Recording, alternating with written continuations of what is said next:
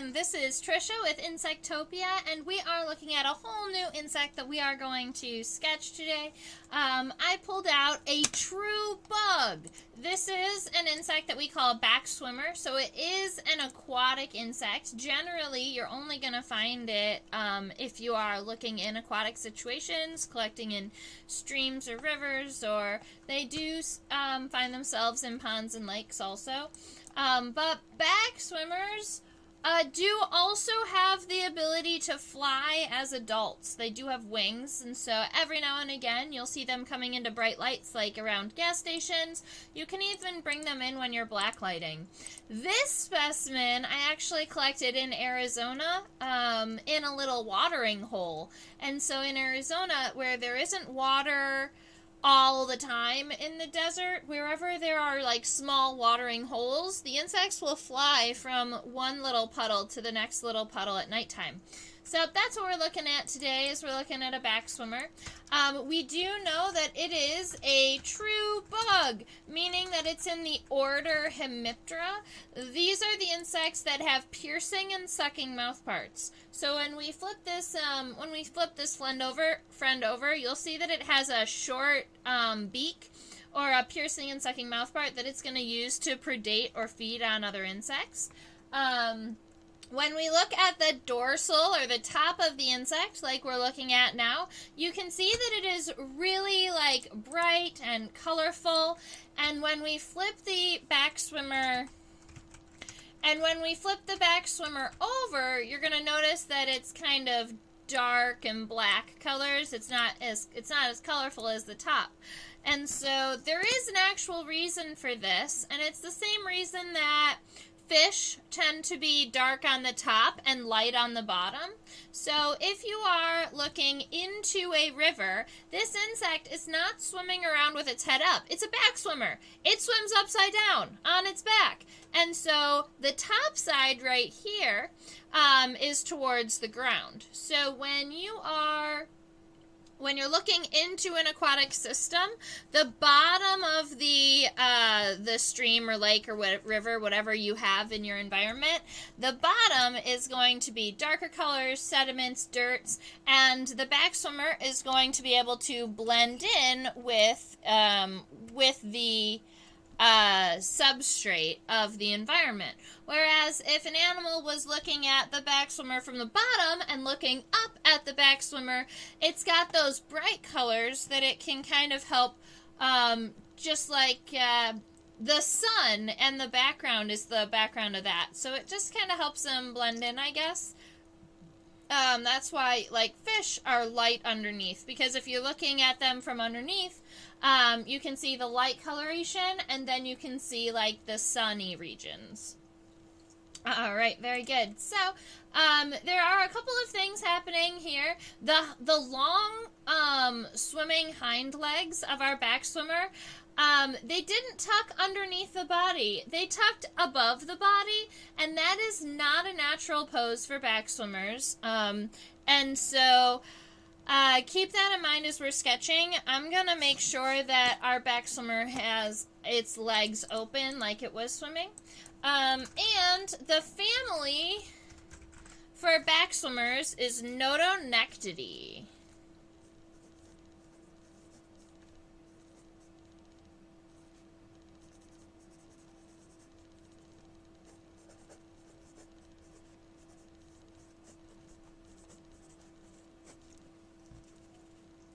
Right, we're looking at a backswimmer, or a notonectid, and we can see most of the specimen underneath our microscope. There we go. Awesome. So I should be able to measure the front to the end of our specimen here.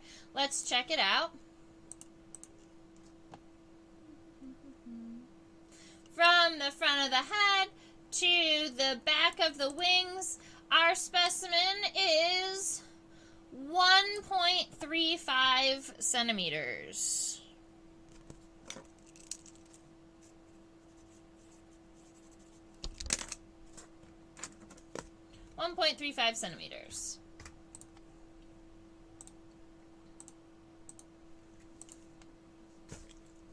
Alrighty, let's get the let's get the rough outline of our friend all sketched out. So keep in mind, this first time that we go through this specimen, we are getting its overall body shape. We're getting the ratios in between all of the body types, like how big the head is in comparison to the thorax. Sammy. How big the head is in comparison to the thorax, and then when we zoom in, we're going to be able to see more details and kind of finalize some of these lines. My cat seems to want to come and visit us, so she may or may not come up here and join us on the, yeah, here she comes. Hi, baby. I know. You want to sit in my lap while we draw today? There we go. Don't mind her. You might hear her complaining a little bit, but she's fine. Yes, Sammy, it's okay. Alright. Just sit with me so that you're not in the camera. Nope, she's gone. Go on. I think Sammy is one of those cats who is a communal eater, so she doesn't like to eat alone. So sometimes when she's coming up and bothering me, it's because she's hungry and she wants to eat, but she doesn't want to eat alone. Poor kitty. Alright, let's get this head taken care of. The head looks approximately the same width on the top and the bottom mostly. So what we're going to do is we're going to create these kind of, this parenthesis shape for the starting for our head, and then we're just going to connect them to the left and to the right. That gives us a good start for our head. The pronotum, or that first section of the thorax, it's narrower at the top than at the base, so you can connect it to the head, but then you want to make sure that that gets out nice and wide, and it looks like it's actually rounded along the bottom, so I'm just going to round that off really quick. And then this next section right here, we've got this little triangle. This is the scutellum. And when we're zooming in and checking out all the features, I'll go ahead and write down the words so you know how to spell them. But this little triangle here is called the scutellum. And then it actually might be a little bit longer, more pointed, more like that. Alright, and then we've got where the wings meet. So the wings are going to meet evenly down the center of the back like this. And then they meet evenly with our pronotum up here and then get narrow all the way down here at the base. Alrighty, so that is what the overall shape of our backswimmer is going to look like. Now, we could add the legs.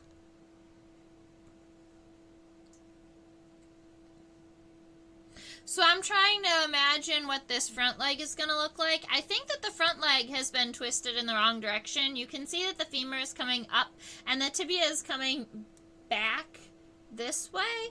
And yes, they have the ability to sit like that, but I don't believe that's going to be natural. I think that it's more natural for a backswimmer to take this knee right here and it to be down here. So it should go out and then up, rather than up and then down.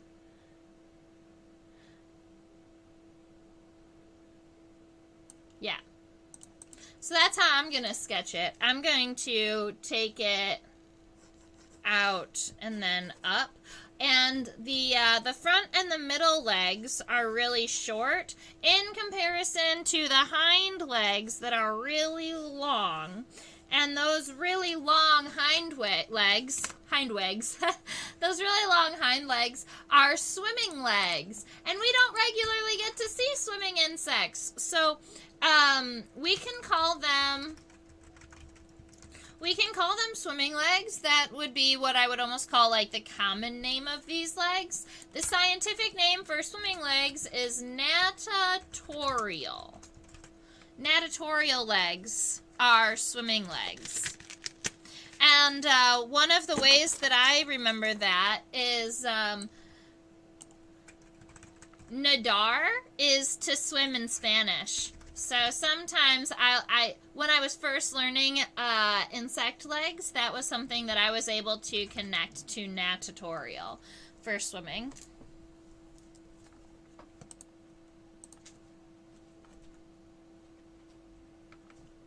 All right, we are going to zoom in on the head. Backswimmers are really awesome because they have kind of colorful compound eyes. Many insects just have kind of like black compound eyes, whereas a lot of backswimmers are going to have light brown or red eyes. I think these eyes are pretty red.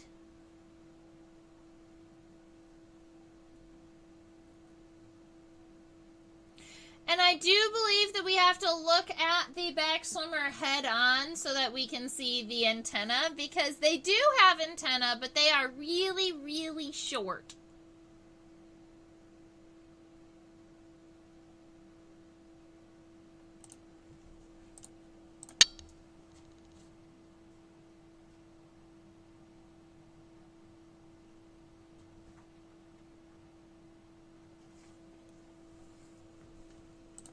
Alright, so that gives us okay, good. That gives us the view of our head, and you can see that even though we have this kind of basic shape, we're going to have to add the eyes and those types of things onto it. So I'm going to estimate maybe about here and here. That's where my eyes are going to be coming in towards the head. And what I'm going to do is it's wider at the top, and then they kind of angle towards each other, and there is this angle here that's almost like a rounded 90-degree angle.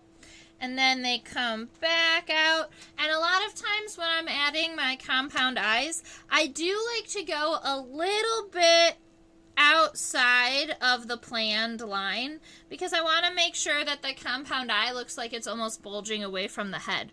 And so that is a shape that I'm pretty happy with over here on the left side. So now all I have to do is make the right side very similar.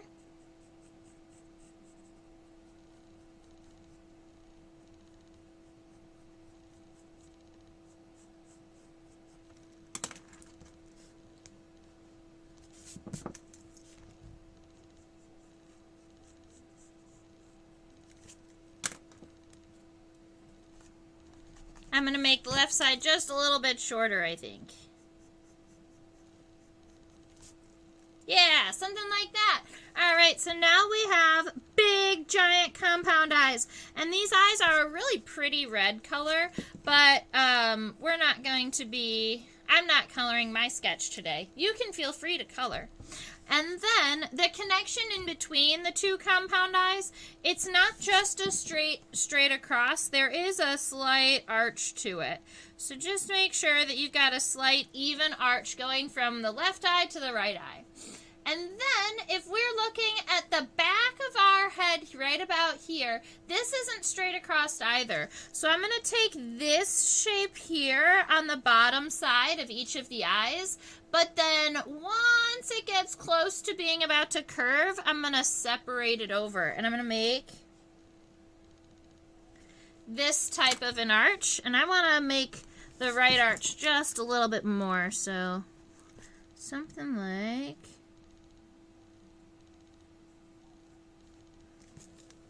something like that.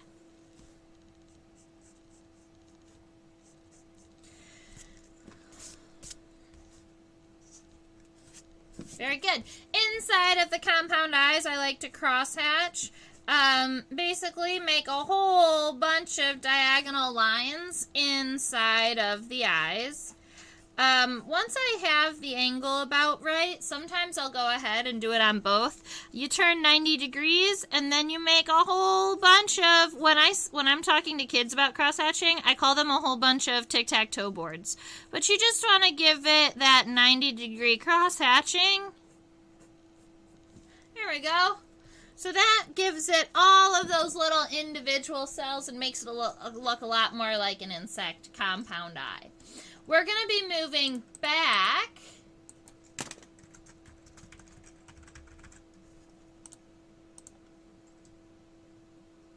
see the pronotum. Now, I am sorry to this specimen. It was one of my newer specimens, and I didn't protect it very well when it was in its pinning box, and a dermestid got to it. So you can see right about here, that's the hole that a dermestid chewed through it, and then probably ate a little bit out of the center of my specimen. Unfortunate. That's pretty unfortunate, but you can use this left-hand side to know what it's supposed to look like, and then there's no like fixing that, but I can protect it and make sure that it doesn't happen again, and that the dermestids don't have the opportunity to come back and finish the job. There are a couple of issues with dermestid chewed specimens, one being that they are structurally less stable. So wherever, like, the dermestid seems to have chewed through the base of the wing muscles, so that right wing is probably about to fall off.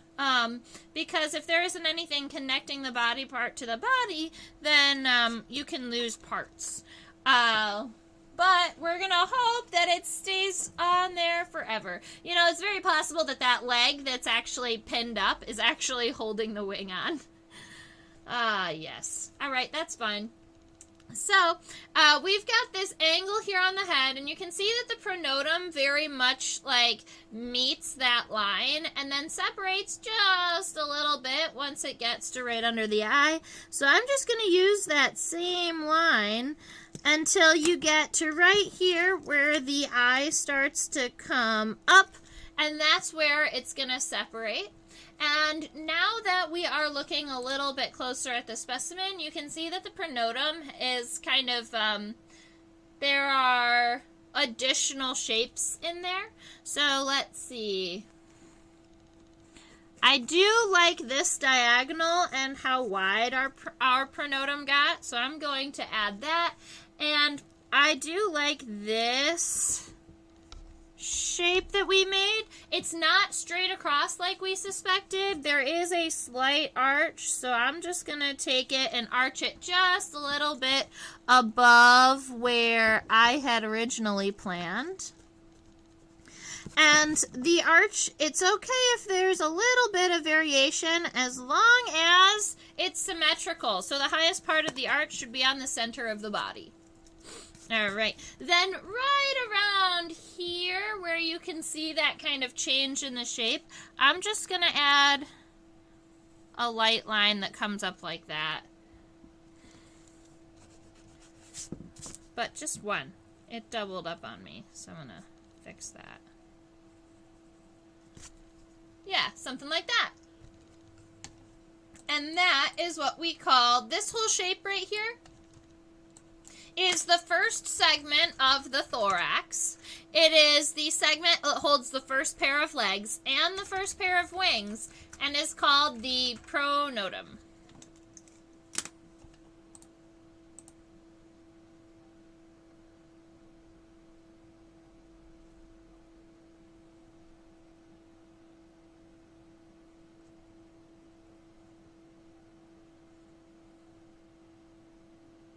Our colors decided to get, our microscope decided to get really bright.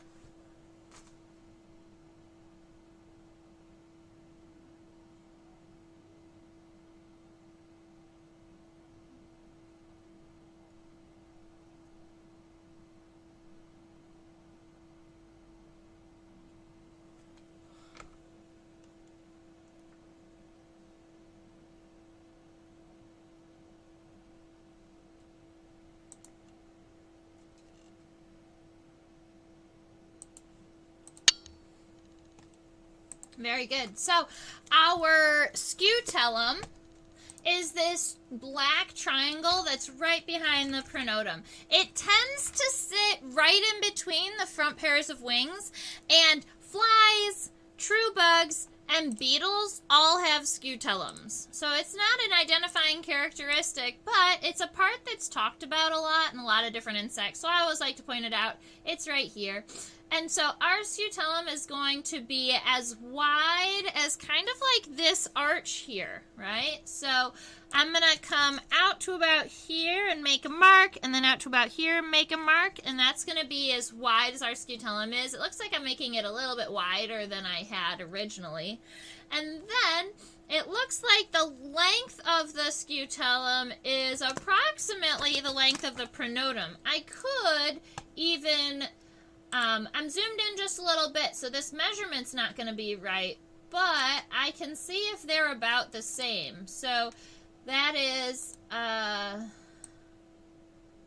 yeah, so the length, the width of the pronotum is about the same as the scutellum. So what you can do is you can just, you can do this by finger, you can do this with a ruler, just kind of measure right up here, kind of scooch it down, give yourself a little mark. Actually, I had that pretty on the dot. Yep. And then you get your angle. Now, the scutellum, it does meet in a triangle, but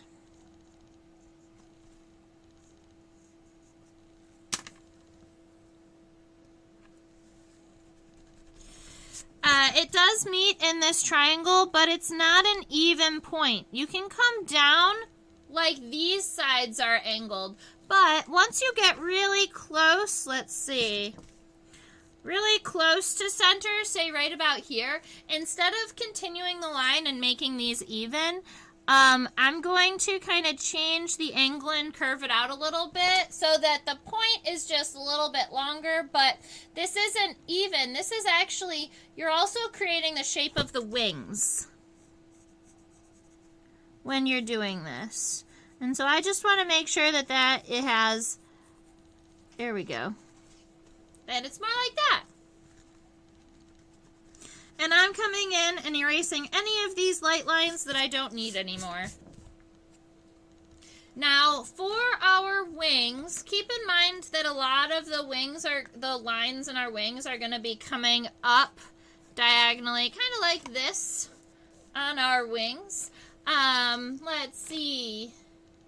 We're going to be using the left side as a better point of view than the right side. I think the right side, the wing is a little wonky over here because of where I put the pin through. And I think right about where the pin is, there might have been a little bit more dermestid damage. You can see that where the hole for the pin is, it looks even larger than the pin. I didn't mean to let my buggy get eaten by buggies. Sad day. All right. So we're just going to take right about here from the edge of our pronotum and right about here from the other side. We're going to run these parallel down and then close off down here. I'm actually, I think, pretty happy with the width of my specimen.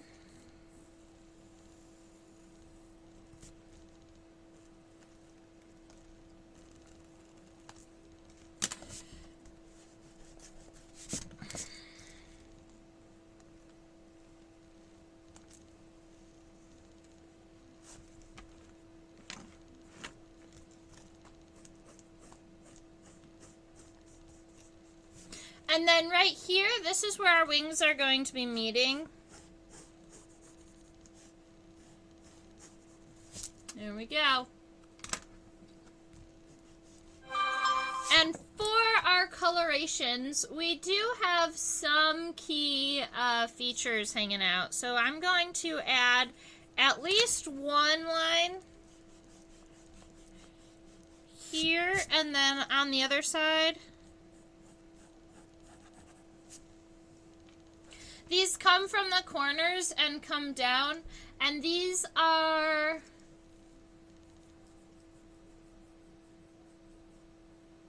I might want it to be a little bit longer, huh? This is where the orange color is, or the brighter color is.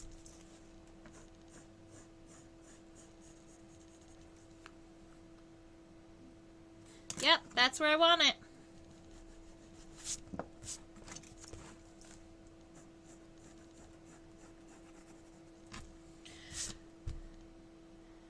And now it's pretty obvious to me that my right wing is larger than my left wing.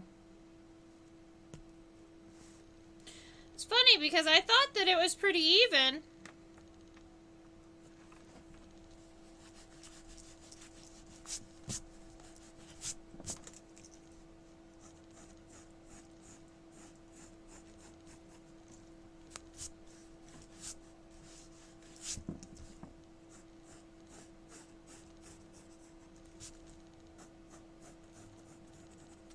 That's better. Sometimes it takes a little extra convincing to make your insect specimen actually symmetrical. So there we go. We've got that coloration happening, the red and the darker. I'm going to add one more vein just running along the edge that comes here and then comes all the way down. You can't see that from this dorsal view, but I do believe it exists if we were to turn the specimen and look at it on a lateral point of view. Very good. So I am pretty happy with that for the body. We are going to be adding the legs, but what I would like to do is flip our specimen over.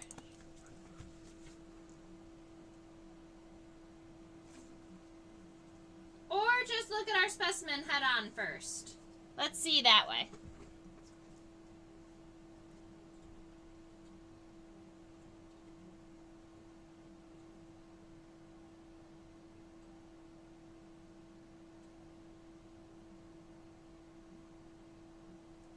I really thought I was going to be able to see the antenna from this point of view.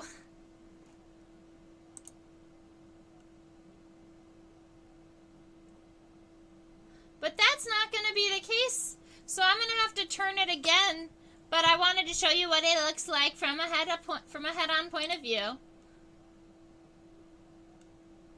Nom nom. All right, let's flip him over and look at his mouth part.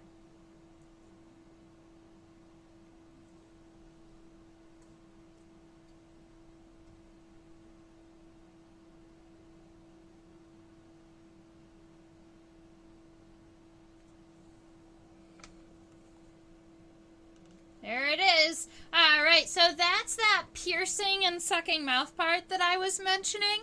It is like a beak, and it can actually kind of hurt. So if you were going and collecting aquatic insects, you have to be really careful, especially of the true bugs, because some of the true bugs are venomous and have really horrible bites, like the giant water bug and the crawling water bug.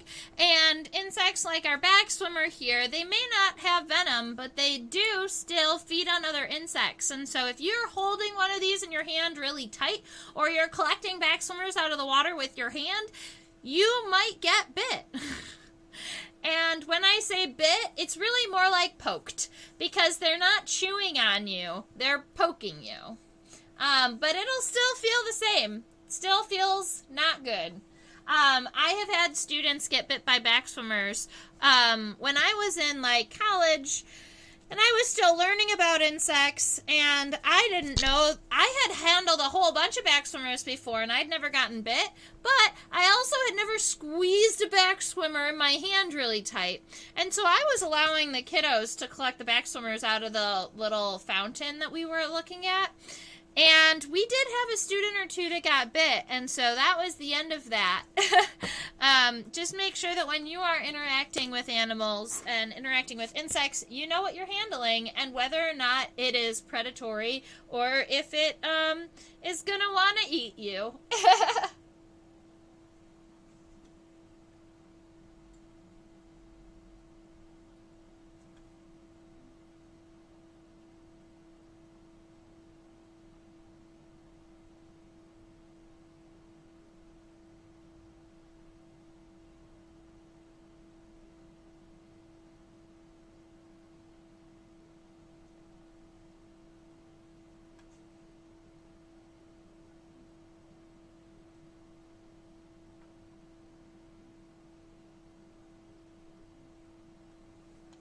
All right, I'm checking out this front leg because I want to see what is happening over here. I just changed the microscope view just a little bit so that we can really focus in on that front leg.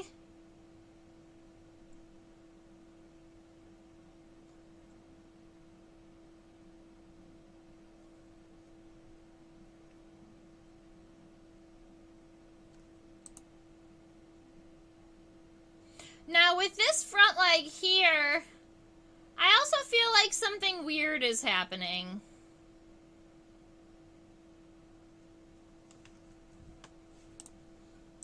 The leg segments just don't seem all the way right, so I'm trying to count them out. Obviously, you've got tarsal segments at the end. Normally, you would call this the tibia right before the tarsal segments, but I believe that this one has got to be the femur. This one is the tibia, and then you have 3 tarsal segments. This would be a fairly large, expanded... Maybe that's a Coxa and this is the femur.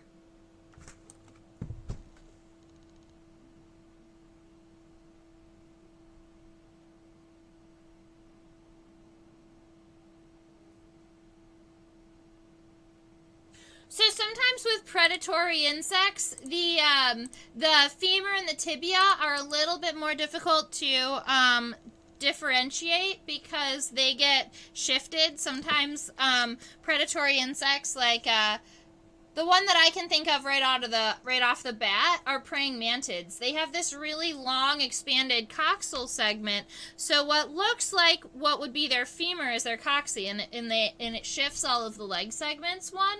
And so I'm thinking that that's what's happening here. That this, we're looking at it from the underside. So normally you wouldn't see this little segment here, which is our coxa, spelled like this. That's plural. This is, the coxa is a singular word. And so if you're looking right about here, that looks like a coxa. So then,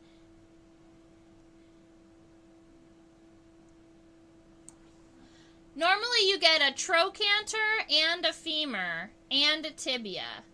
So maybe it's coxa, trochanter, this is the femur, and this is the tibia. And that's what I'm trying to figure out right now, is all of these leg segments. We can sketch the leg segments just fine.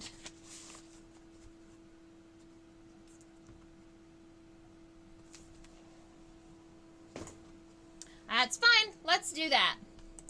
All right, so we're sketching from an upper point of view, so we're not going to be able to see that first segment with those really cool dark brown, dark black hairs here. Welcome, viewers. Let me know if you have any questions, if you've been here before, if you're going to sketch along with me. This is about where we are right now, so we have the body taken care of. But we are sketching out a leg now, and our legs are going to be coming up away from the body. So let's see. The first segment that's going to be visible is this one right here. It is wide at the base and narrower at the top. And it's going to be coming out of this first segment of the thorax. So you've got that femur coming up in this direction. And then this next segment, this guy right here, is going to be coming up towards the head. I'm making these legs come in this direction so that it looks like our backswimmer can actually go and eat or catch food.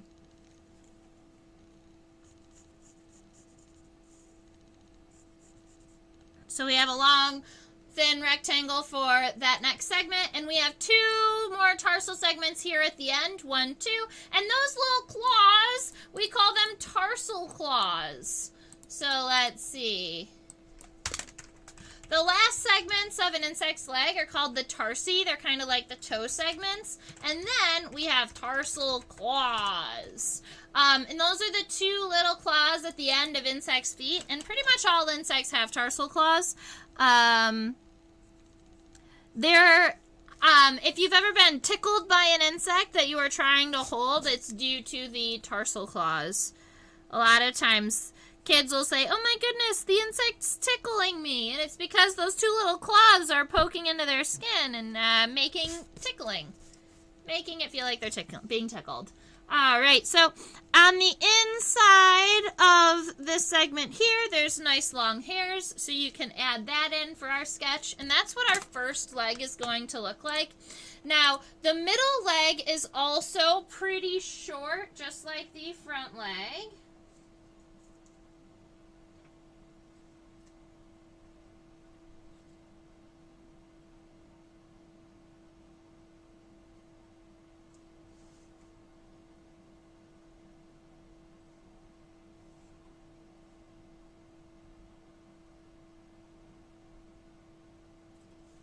So what I'm doing is I am picking the middle leg that we're going to look at while we are sketching it, because the legs on this specimen are a little tricky. Here we go.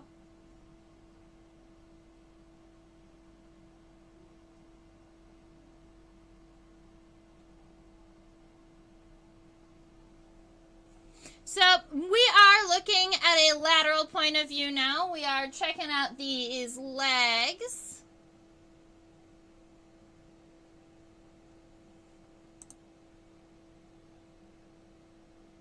Now, I think that this is going to be the best leg that we can see, so I'm going to describe to you what we're seeing. Right here, that looks like that little, it looks like just like a lighter segment here. That's the coxa. That's the coxa, or your hip bone. And then the next segment that we can see is the femur. That is this segment here. It's nice and wide. There's a lot of power here. And then you've got the tibia, nice and long, and then it ends with our two tarsal segments. And so we're going to be adding this leg into our sketch, and we're going to be able to see the end of the femur, and then the tibia and the tarsi. So it's going to come out of our insect from right around here. It's connected to the base along this angle. So if you like put a dot here and gave yourself a line out, that gives you an idea of what the angle of your femur should be. So it's coming out here. It's nice and wide, so make sure that you give yourself a little bit of space for that femur. All right, and then the tibia and the tarsal segments are nice and narrow. So if we come out to here, to the very top of this femur, you're going to give yourself a tibia that looks a little bit like this. It does have this really pretty like angle to it. That's going to help with swimming. And it does have long hairs on the inside of the tibia. And this is where it kind of tucks under that hind leg, but you can see right here the end of the leg. These are the last two tarsal segments and the tarsal claws. You can make your tarsal segments very similarly to that you made the tarsal segments of the front leg, except on the middle leg, they're going to get a lot more narrow. So you'll start at about the width of the tibia, and then you'll get more narrow until you get so narrow you add two little claws at the end. So we have the front leg, we have the middle leg, and then the hind leg. This is our swimming leg. This is the one that has lots of power, it has lots of hair, and it's over the back of our body. So right here, that's the coxa. This is the femur. You've got a tibia, and we'll be able to turn this specimen so that we can see those long tarsal segments.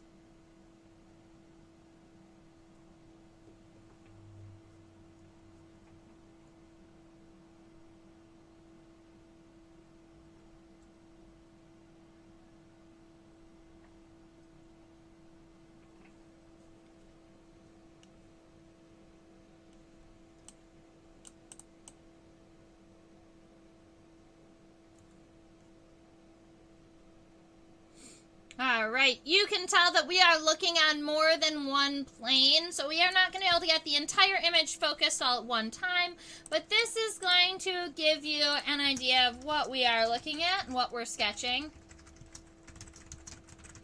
I'm just going to give us all of the words here. So you've got the femur, the tibia, and the tarsi. The femur,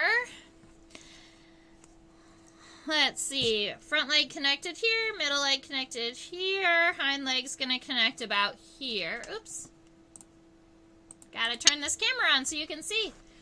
Front leg was about here, middle leg's about here, and then the hind leg is gonna be right around here. That's gonna be the end of the thoracic region, and then your abdomen starts on the underside. The hind leg is going to, I'm just going to bring it out straight from that segment here. And I'm going to give us a femur. Let's see. We're going to make sure that it goes over top of this middle leg. So we are going to be erasing a piece of this middle leg. And the femur, let's see. I'm going to make it maybe just a little bit wider. Most of the femur is underneath the body, but you do have this little end that you've got to show before the tibia. And the tibia is this one that comes long and around.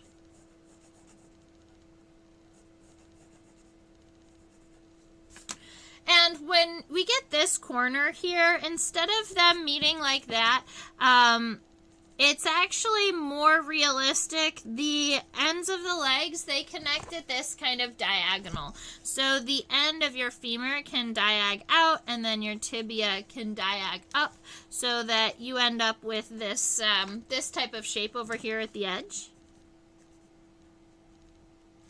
We cut our sandwiches diagonally, not straight. All right, and then we have, so this is our tibia, but we also have these long tarsal segments here. And if we zoom in, you'll be able to see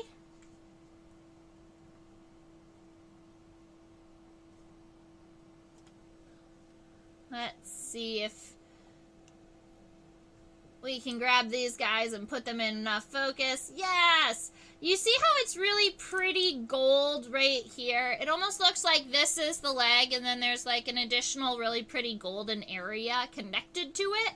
Those are hairs. It's a very kind of thick mat of hairs on the hind legs, and those are going to help swim. So it's kind of like an oar, where you have, let's see, one tarsal segment, two tarsal segments, a short third tarsal segment, and two claws. And on all of these tarsal segments, you have these very long, thick hairs that are actually golden, you saw. And I do believe that if we were to kind of open up those hairs, they are on both sides of the legs.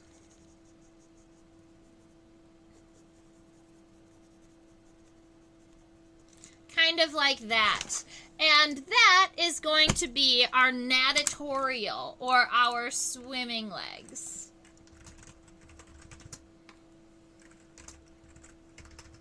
The other two legs are mostly basic walking legs, so walking legs are called cursorial legs. But these guys, the swimming legs, they're the important ones. They're natatorial. Very good. Awesome. So that is our Backswimmer for today. I hope that all of you out there who have been spending time kind of watching, my silent viewers out there, are enjoying the microscope time.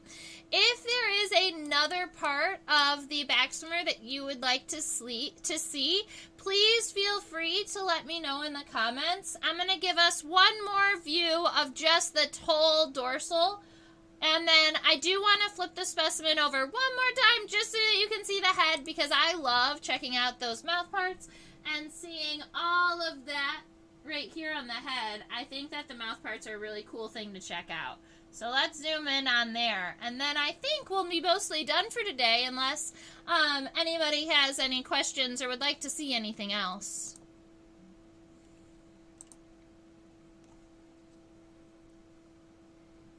Look at his head.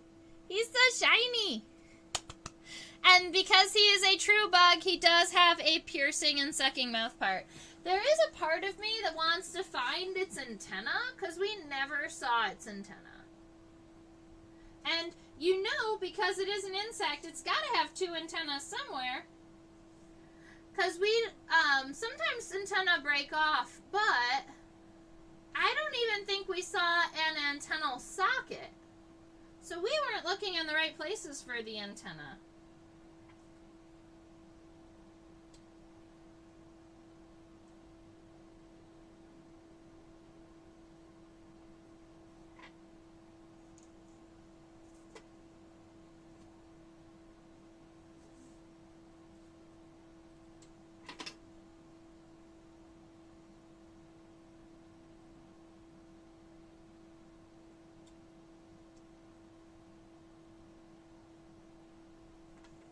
I'm not sure. My guess is that it is a very, very small hair right here under the eye, which would be a place that I haven't been able to see on both sides. But that's my best guess. Alright, so that you can see my entire sketch, this is what my Backswimmer looks like. It's a fairly simple one for the day, but that is, alright, I like to take an easy one every now and again. I hope that all of you who have been hanging out with me for the last half of the live stream have been really enjoying it. My name is Trisha, and I run this channel, and I absolutely love talking about bugs. I not only do these free live streams on YouTube, I also teach for students ages 5 to 8, 9 to 12 on a platform called OutSchool. This is where I have the ability to meet students from all over the world and talk to them about a new insect every week. Sometimes we do sketches like this where they're black and white, and sometimes with my weekly insect studies class, we do more marker, and we go through life histories and we talk about the insect. We do fast sketches so that we can talk about more of the insect and its life history and all that type of stuff. It's a great time. Make sure you subscribe to my channel. All right. Down here in the bottom right corner, this is a QR code that you can feel free, if you've been enjoying your time here today, you can feel free to drop a donation to Insectopia. Those donations do go towards helping me create and add into my collection, keeping the material supplies up and running. It also lets me know that this live stream, people are enjoying and loving it, and it keeps this live stream happening. So feel free to donate to that if you've really enjoyed your time here. If you drew along with me, now or in the future, please feel free to send me your sketch via email, trisha@theinsectopia.com. I just love seeing everybody's sketches and the really cool artwork that's created while we're together, and I love seeing everybody's different viewpoints of the specimens that I have in my collection. So feel free to do that. I hope that you all have had a wonderful time. Feel free to join me any Thursday, 10 p.m. Eastern, or Sunday at 4 p.m. Eastern. Have a wonderful week, and stay buggy. Bye, ladies and gentlemen.